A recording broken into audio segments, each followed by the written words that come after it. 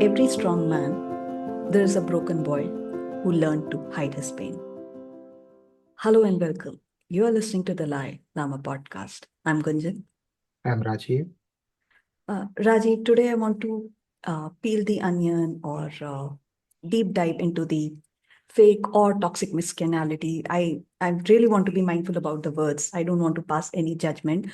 But yes, we talked about fake feminism, and then I got a lot of responses that we should talk about this topic as well. And I was like, well, let's do it. A lot of people were talking about toxic, fake, but I just want to talk about the facade, the aura that is created around masculinity, and how does it differ from traditional masculinity?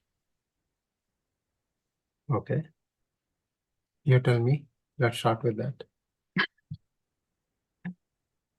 Yeah, I mean, people feel till the time you're nice to people, people are all over you.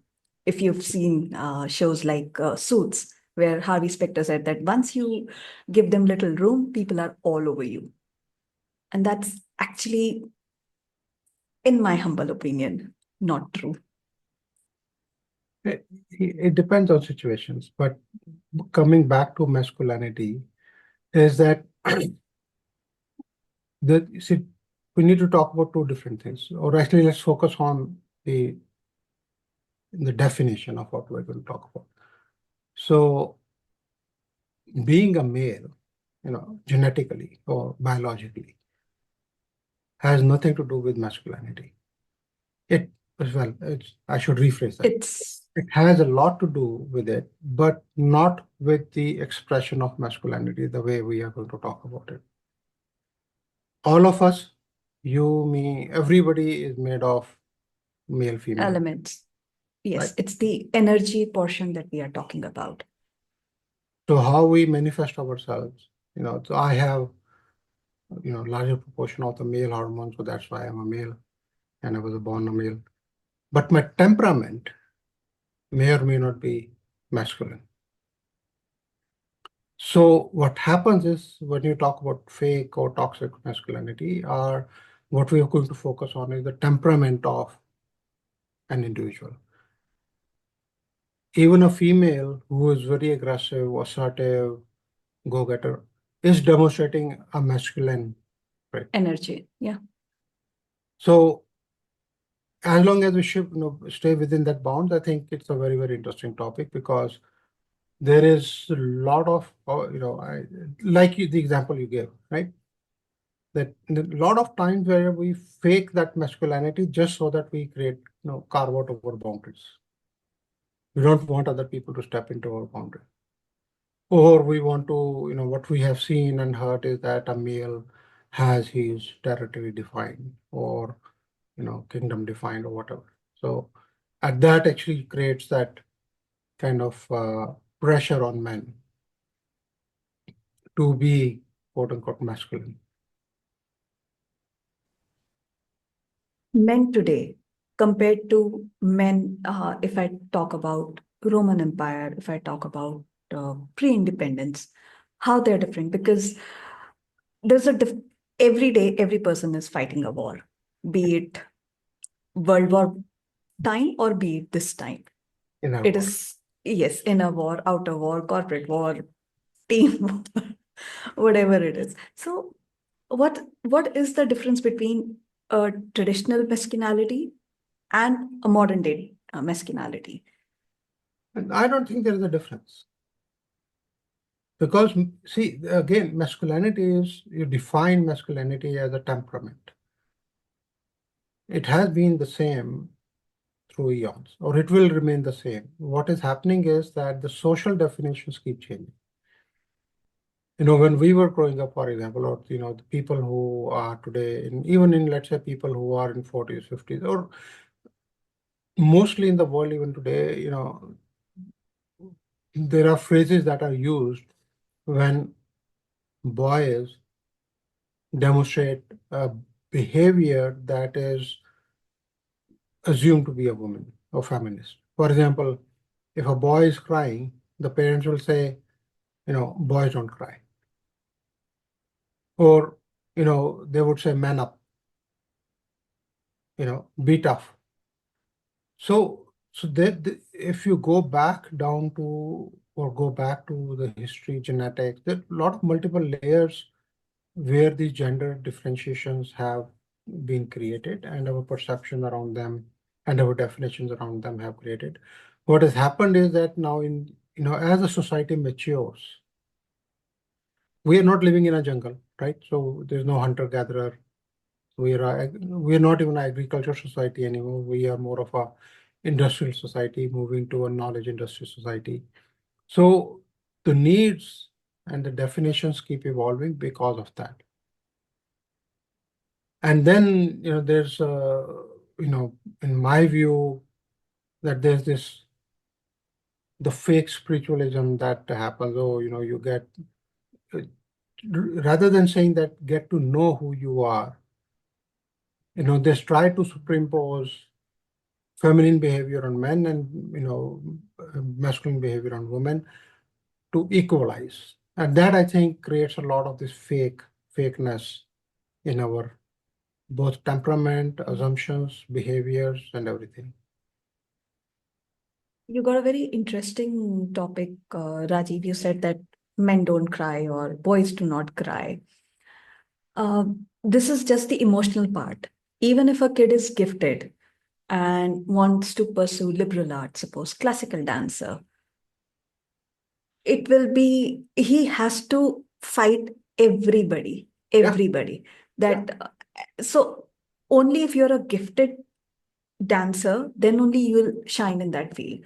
I yes. don't think so. Any parent will put their son in classical dance form. That no, that is for girls only. See, that's why these are stereotypes, and what we are talking about is how we react to the stereotypes that have been created by the society. And I think in one of the episodes we talked about that. Let's say if I come to you and say, name a teacher, the mostly you will think about female. Right. If I tell you, okay, nurse, so I have to then specifically say male nurse versus female nurse. If I tell you chef, you will always assume a man, right? So these are stereotypes that we have to fight against.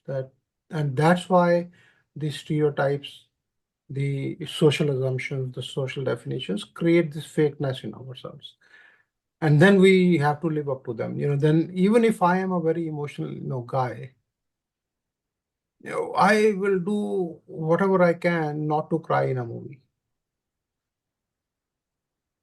Even though it is heart touching, I'm blown away with it and I really want to cry. No, I will not, because that I think is fake masculinity. Men who impose themselves on somebody, uh, like the, violence, domestic violence, rape cases and all. That I think is fake, masculinity, because there you in reality are very weak. And just because the opponent is physically weaker than you, you are imposing yourself on the individual. These are the same people who will shout at their subordinates, or who will, and this is again, even women do that. So they are demonstrating fake masculinity also at that time. They're trying to be masculine, they're trying to behave like they are the leaders, so-called leaders, and they are the leader of the pack. So they're trying to, demonstrate masculinity, but that's all fake. You be who you are, and things will follow. Rajiv, yes, we did discuss about this as well. That okay, I live in India, and I'll talk about it. That if you have a grudge against a family, you will abduct their daughter, wives, moms, anybody, just because you can demonstrate that power on her. Yes, That's that's the only, and yes, that is fake masculinity. and that happens worldwide. The um, I was reading about, so I think in Africa, or Boko Haram. I think that the gang. I call them a gang, but So see, if you go through history, these fake masculine people, they are so bloody weak that the only thing they can think of is abducting children and women and plundering them. So these are the people, I think, who should look in the mirror and say, if I am so strong enough, I should fight equal. This is an unequal fight. So wherever it is, unequal fight, it is simply a fake masculine behavior. And which is, I think it's a pity because a lot of it has to also do with, the genetic makeup and how the society perceives masculine behavior or feminine behavior and how we bring up our children. That is very important. Do you encourage your son to cry? Yes. No, encourage. I'm not If saying he's, not stop him, encourage to cry. no, I don't stop him. I ask him, cry out. Let it come out, whatever you want to, and then we can talk about it. So he How about, cries. how about your husband? Does he encourage him to cry? I've never seen him crying. So see, the thing is that even as parents, we will give mixed signals to our children. I have two daughters. I remember that, we would always be very productive, and the what you call as feminine behavior and all that. And the other day, I was talking to my daughter and, I was encouraging her to do the, housework like painting or fixing some other things. And no, her husband name is, Nick, and he said, no, he will do it. I said, no, pick up the paintbrush, paint a wall. You will feel so happy about it. Mend a fence. Why are you typifying that, he will do this kind of work and I will do that kind of work? And she did it and she enjoyed. So what I'm saying is that we stereotype everything. And then the manifestation of stereotyping is something that is not good because we are imposing that kind of assumption and behavior on our children, and then they behave it that way. And then we say, why are women not strong? Then we come up with things like, feminism, or we have to, be equal. And then we also, like you talked about, that we have to come up with, the boys should also cry and all that. No, it is that symptom of our not teaching our children to be authentic and be genuine to who they are. All of us have all the emotions. Men have exactly the same emotions as women. And the only thing is we tell men to suppress certain emotions and we tell women to suppress some emotions. And then the conflict starts, and then we have to, it's like bandage treatment. You keep adding band-aid to band-aid to band-aid, and we screw up ourselves. I want to talk about, Rajiv, the emotional toll of performing masculinity. I'm not talking about fake or toxic, performing masculinity, and it can be a male or a female as well. Like everywhere you have to go, carry that aura, listen to me, listen and just do what I'm saying. The emotional toll that one has to take when they take a lot of masculine energy. I think it is more to do with, if you are faking it, it will take a toll on you. There are people who are natural leaders. In a crowd, there will be one person who will stand up and say, follow me. And he or she has that energy that people will follow. Why do they have to say follow me? No, not directly, direct. Okay.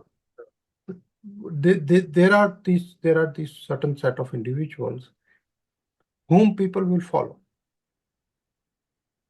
because of that kind of energy. People The followed problem Hitler. happens is where, let's say, if I am standing up and saying, I remember, this was something that There's a very interesting session happened, at Intel. We were doing the leadership, uh, as part of our leadership conferences. We had a session, and there was this kind of a roundtable discussion around what is leadership. So, and I used to teach some of these sessions. So the question I asked to the room, the audience, was that how many and these were all leaders, like all of them had at least, 50 to 100 or more people reporting to them. So they were like leaders within Intel. And I asked them that how many of you are confident that if you stand up and walk to the door and say, follow me, and people will follow you. Not even one hand came up. Okay. So, but the thing is, so the point I was trying to make is not that they are not leaders. What the point I was trying to make is that, everything it will happen if you are authentic. You may not be able to lead 1 million people, but you may be able to lead 1 to 5 people. Because once you are authentic in your behavior, in your thought process, in your temperament and everything, you will have, what you call as the vibe tribe, right? No. But yeah, there are, if you look at, people around us, there are people, both men, men and women who are very authentic leaders. So essentially, Rajiv, what you're trying to say is that, and correct me if I'm wrong, that leadership is a trait of masculinity. That's what you're trying to say, and then the link between fake and being authentic. So the answer to the first question, I believe so. Okay. I believe so that leadership trait is a masculine behavior. It does not mean that only men have it. So I want to be very clear about that. When I'm talking about it is a trait. And that may be more because of the genetic makeup and all that. There's we can go and talk about the prehistoric times and how our genes and all that, but we'll not get there. So I believe, that's what my belief is. Somebody can prove me wrong. I'll be very happy to hear the argument. No, it's not about that. It's just that when we think about Jhansi ki Rani and the line that goes with her, "Khoob ladi mardani, wo to Jhansi wali Yes. Rani thi." Yes, exactly. That's what I'm saying. That because we believe that this is a masculine behavior, or even a woman can have it. We're talking about the trait. It's not about that only a biological man can be a leader and biological woman cannot be a leader. I'm not saying that. I'm saying that to answer your question, I believe so that the leadership is something that is a masculine behavior that can be exhibited both by women and men and women. Fake and authentic leadership is very similar to any other trait. Are you a fake philanthropist or are you a genuine philanthropist? Are you a fake humble person? Are you a genuine humble person? So these are behaviors that we exhibit because of certain expectations. So let's say, like the example I was giving, that, when you're in a corporate and the only way you can rise in the corporate is through leadership change, right? You will have to exhibit that behavior to get that promotion. Otherwise, you will not be eligible for that promotion. So you have to play the game by the rules of the game, or be happy not playing the game. That's the main thing. That's what I'm trying to say. That it is not about fake. We fake it because, let's say, if I want growth in my career, I will I will fake the best of leadership behavior. I may grow into it, or I may fake it long enough that, okay, 10, 15 years, then I retire, then I don't, then I don't give a shit about what happened. The same thing goes, let's say, I'm a father and, I'm taking my family through some troubled neighborhood. I will fake a very, very, macho, behavior because I want to protect my family. So what I'm saying is that there are situations where you will fake something, but as long as you know you are faking it for a certain reason and you're very clear in your head, that's fine. And at least in my view, because you're doing it consciously, doing it intentionally. Here the question is the fear of vulnerability and uh, and its role in maintaining that facade. Hmm. Nobody How wants to be vulnerable, vulnerable. but how vulnerable they are. We all are very vulnerable. If we We were all are not, very vulnerable. Yes, all the that is time, true.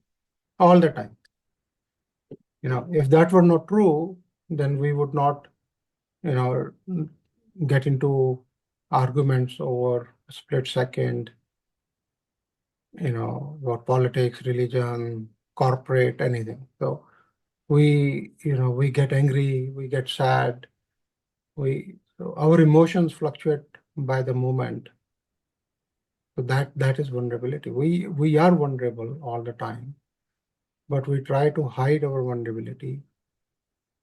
We try to fake it, but that's both men and women, has nothing to do with masculinity per se, but that's something to do with more of protecting yourself within the given situation.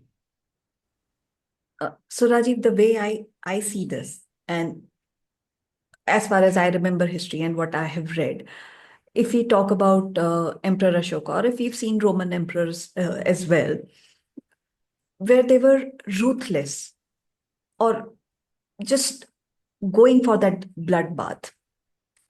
That's not what masculinity is. Masculinity is about demonstrating strength. Your thoughts on it? So an emperor has to fight wars. An emperor who does not want to fight war should not be an emperor. That is necessary evil of It managing an empire. depends. It depends. If it's defense or attack, just then there is no Correct. end to greed. Then there is no end to greed. Correct. Then you want to Correct. conquer the Correct. whole world. If someone is Like attacking, Alexander, yes, he wanted to conquer. So yes, so you're right. Defense versus offense. right. Right? So, but war is necessary. That's what I'm trying to say. All the emperors who got this guilt pangs after killing millions, you know, have no value for me, at least in my point of view. If you read history, at least I know about Ashoka, it was, the theory about him turning Buddhist after the Kalinga War has been debunked. He had turned Buddhist for political reasons, for alliances before the Kalinga War. He was already a Buddhist when he fought the Kalinga War. So that theory has been debunked. So what I'm Okay. trying to say is that, the bloodshed, the violence and everything, is if it is necessary, then it has to be done. Tomorrow if you're hungry and you have to kill a plant or eat it or kill an animal to eat it. So, you know, you're killing a plant. It's a live living species, right? It's Yeah, a I mean, simply debatable. Like just to debatable. preserve that plant as well, we kill so many insects and so Yeah, many yeah, rodents exactly. get killed. So, So so yeah, debatable. Yeah, you kill a cockroach at your house or mosquitoes. So that's also killing. So what I'm saying is the violence where it is necessary is acceptable. right? That's what everybody will say. And violence where it is unnecessary is fake masculinity. That's where the greed comes in, the power hungriness and this thing that where Alexander or Hitler or Ashoka or Augustine or whichever, even in today's world, the politicians say we want to go and we want to, like, I think the where was I reading it some time ago that the US wants to bring democracy to the world at the gunpoint. you know so because they are trying to impose their way of life. Power. No, way of life, because they think that that is superior to the other people. That's violence, right? That's unnecessary violence. So the main thing is these things I call as fake masculinity, where you are just trying to show the power structure, establish a power structure. But where it is necessary, tomorrow somebody is trying to kill me versus I have to define myself, or trying to hurt my family and I have to, hurt the other person, then I would say it is justified. But the problem is that there's a huge gray area in that. But yes, I think that the masculinity, fake masculinity, feminism and all that, these are symptoms of our own incorrect upbringings, social structures, assumptions. We should treat them as Choices. symptoms. Choices We that should people treat them make, as yeah. symptoms of something wrong, that we need to go back and see why do we have to say this, and then go back and see maybe we should bring up our children in a different way. Maybe we should have our social incentives in a different way. Very well said, Rajiv. Closing comments from your side. Well, I'll share incident. The first time I traveled out of India was to New York. It was an eye-opening experience for me. And I would say it's a pivotal moment in life, because the first 3-4 months I was there, that the learnings I took have been with me for life. There was one incident I remember that I think I was alone or maybe with my wife. We went to Statue of Liberty, and there's this spiral staircase, where you can go up to the crown and even higher than that. So, everybody was just standing there. And there were two ladies in front of me, definitely of European thing. I think the daughter, the younger one, was living in New York, and the elder one, her mother, was visiting. And, obviously you're so close, you overhear the conversation. So the daughter was like talking about the boys, she had two boys, and so talking about, very fondly, like you talk about your son, every parent talk about their children. And she was going on and on, the boys do this and all that. And that mother, she made a statement, asked her this thing that has stuck with me for life. And she's, I don't remember the name she was using, but she said, "But are you raising them to be a gentleman?" Very, very valid question. And I think that told me that this old woman has her, thinking correct. That if Very you do not nice. raise your children to be a gentleman or a gentle lady or whatever, you will have these screw-ups that you are seeing in society. Uh, thank you so much, Rajiv. Thank you so much for listening. Do visit our website, dalailama.com, THELIELAMA.com. Do like, share, subscribe. Thank you. Thank you.